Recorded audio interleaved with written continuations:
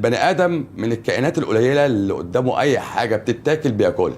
تخيل نظام غذائي يخليك تاكل أكل بتحبه وتنزل وزن بنفس الوقت بدون حرمان وبدون جوع.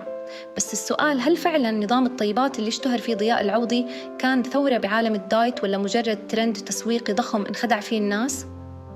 اليوم رح نحكي عن أكثر نظام أثار الجدل بالسوشيال ميديا، نظام الطيبات. ضياء العوضي كان من أشهر أطباء التغذية بالعالم العربي، وعنده آلاف المتابعين وحتى مشاهير كانوا يتبعوا أنظمته الغذائية لأنه كان يقدم فكرة مختلفة عن الدايت التقليدي.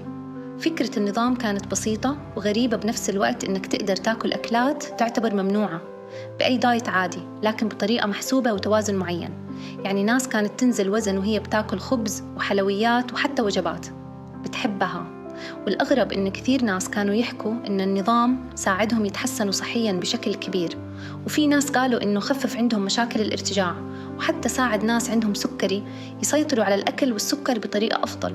وهون الناس انقسمت لفريقين: فريق شاف إنه أخيراً طلع نظام واقعي بعيد عن الحرمان والتعذيب النفسي اللي تعودنا عليه بكل أنظمة الدايت، وفريق ثاني هاجم النظام بشكل قوي وقال إنه يعطي الناس أمل وهمي وممكن يخرب علاقتهم بالأكل. بس استنوا الجدل الحقيقي بلش لما ناس صاروا يحكوا إن النظام ما كان مناسب للكل. بعض الأشخاص أكدوا إنهم استفادوا بشكل رهيب ونزلوا أوزان كبيرة، وبالمقابل ناس تانية قالت إنها رجعت زادت وزن أكثر من قبل.